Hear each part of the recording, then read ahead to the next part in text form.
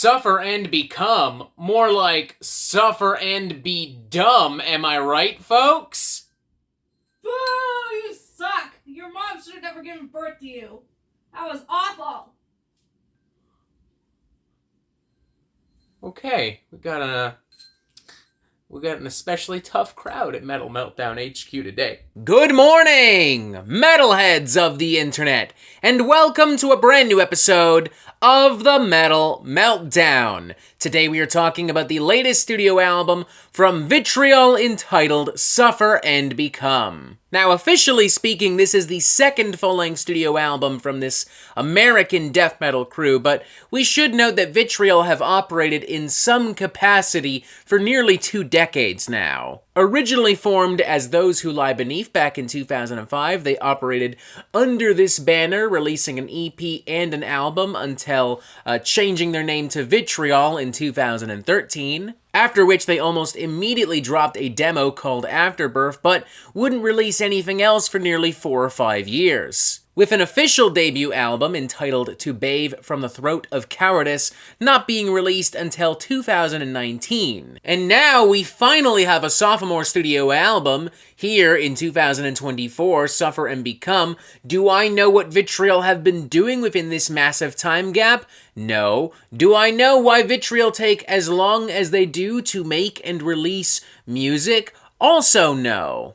But a part of me, even though I'm not a gambling man, even though I prefer to spend my money in the restaurants as opposed to the casinos when I fuck off to Las Vegas, would be willing to bet a pretty penny that Vitriol have spent every single moment of the past few years working on this very album. And I'm willing to make such a bet because, I mean, holy shit, just look at this fucking thing. Right off the bat, I gotta tell y'all, Suffer and Become is fucking dense. There's a lot going on here.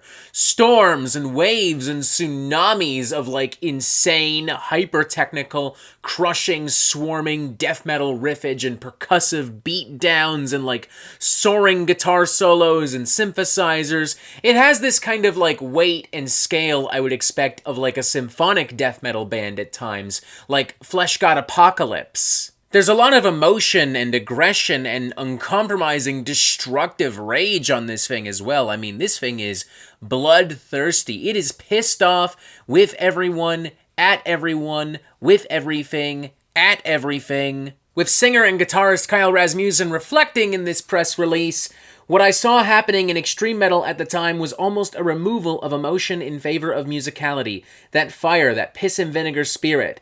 Basically, I wanted something that wanted me dead. And yeah, mission fucking accomplished, I guess, because this thing sure as hell doesn't want me alive, that much I'm fucking certain of. It just has this intense, absolute, seething hatred for mankind, on par with some, like, fucked up, underground, misanthropic extreme metal, or even like something more urgent and poignant and apocalyptic from Cattle Decapitation. Now the good news here is, if you're looking for something just totally fucking vile and brutal inside and out, sonically and emotionally, holy shit, you are going to get it. The bad news, though, is that, in my opinion, this album can end up just sounding really busy and messy and semi-convoluted. There's just too much going on. You have churning, malicious death metal guitar and, like, these insane towering walls of blast beats and, like, these, like, synth-driven moments and howling vocals and these ferocious gutturals and, like, soaring, spirited guitar solos. It's a lot of sonic information to process and swallow. Put very simply, Suffer and Become is too vicious and too demanding for its own good. It's occasionally overwhelming. Now, despite this album being the way that it is, I want to stress that there's a lot that I still really genuinely enjoyed about this thing. The Flowers of Sadism, for instance, has these absolutely filthy, menacing, grinding riffs and grooves which later on are contrasted with some really simplistic but haunting choral vocal work and atmospheric effects. Then there's the isolating lie of learning another, which is filled with these slow, brooding grooves and rhythms and some extremely spirited, soulful guitar pyrotechnics. The guitar solo especially is fantastic. There's so much emotion, and the way that it just kind of soars and glides over these like towering, destructive blast beats and like these percussive fucking explosions. It's really well done. It honestly sounds like a golden eagle flying up to the heavens past the mountains and storms and God only knows whatever the fuck else. The double whammy of I am every enemy and he will fight savagely closing out this album as well is honestly pretty great. It's a shotgun blast to the chest of like the most hostile, abrasive, modern, technical, brutal death metal you could imagine. And the combination of very quickly plucked, harmonizing strings and guitars and full-on, dread-soaked, apocalyptic death metal bombast on Survival's careening inertia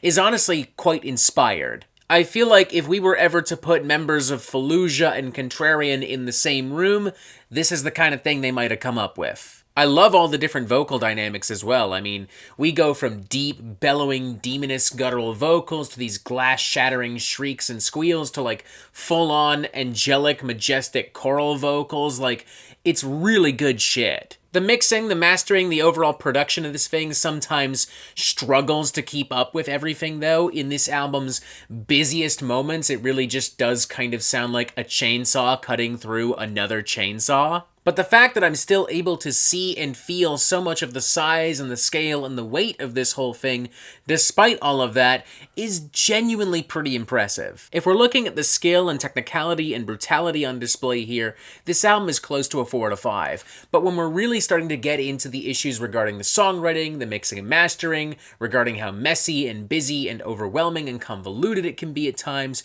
we're looking at maybe closer to a 3 out of 5, maybe even a 2.5 out of 5. With that in mind, I'm going to do some math, split the difference. We're going to go right in the middle with a 3.5 out of 5, maybe leaning ever so slightly to a 3 out of 5. Ultimately, this is an album that would really benefit from having some things kind of stripped back, from being a little better balanced. I acknowledge, though, that I might be literally the only person feeling this way, because I have seen a slew of, like, hyper-positive, hyper-enthusiastic comments and reviews already. If that's the case, so be it. I'm happy for you. I'm happy for Vitriol. I'm happy for everyone, all parties involved. I still look forward to hearing more from Vitriol in the future, assuming I don't have to wait like another 5-6 years or something like that. And I would still recommend this to somebody who was just looking for this absolutely uncompromising modern death metal intensity.